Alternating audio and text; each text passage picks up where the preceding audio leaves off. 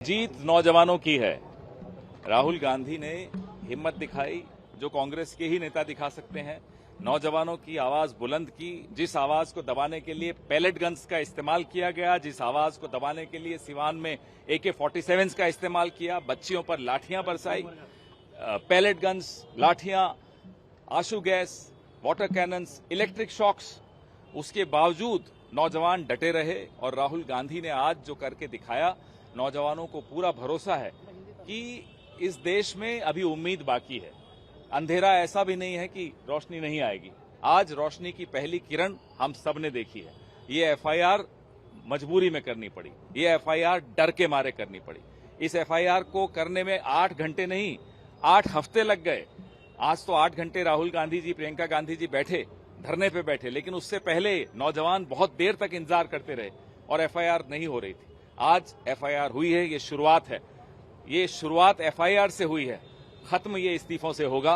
किसका इस्तीफा होगा आप भी जानते हैं, मैं भी जानता हूं। कल पुणे आ रहे छात्रों की गूंज 30 शर्तें लगाई है पुणे पुलिस ने इस कार्यक्रम में। अंग्रेजों ने भी 50 शर्तें लगाई थी, हम माने थे।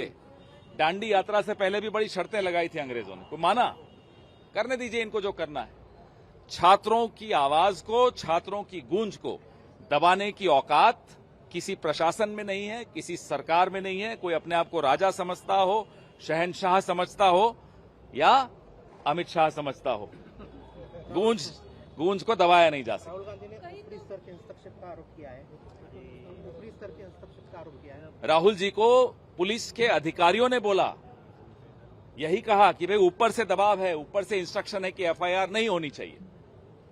लेकिन दबाव में कैसे झुकाया जाता है वो हमें मालूम। आपके सामने, इस देश की संसद के सामने क्या था? नौजवानों पर जो हिंसा हुई वो था। दूसरा मुद्दा क्या था? अयोध्या में भगवान राम के मंदिर में जो चंदा चोरी हुई वो था। इन 2 मुद्दों से, और तीसरा मुद्दा अरुणाचल प्रदेश में चीन रोज अंदर घुस रहा है। 3 मुद्दे थे। इन तीनों मुद्दों से डर के इन्होंने वंदे मातरम का एक शिगुफा छोड़ा ताकि हेडलाइन मैनेज हो जाए, ताकि हम सबका ध्यान वहां चला जाए। माफ कीजिएगा, इस देश का ध्यान अब कहीं नहीं जाने वाला। इस देश का ध्यान अब अमित शाह की कुर्सी पर है। इस देश का ध्यान और देश की नजर नरेंद्र मोदी की कुर्सी पर है।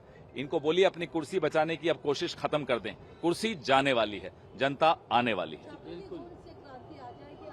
आ गई है, आपको दिख नहीं रही, मुझे भी दिख रही है, आपको भी दिख रही है।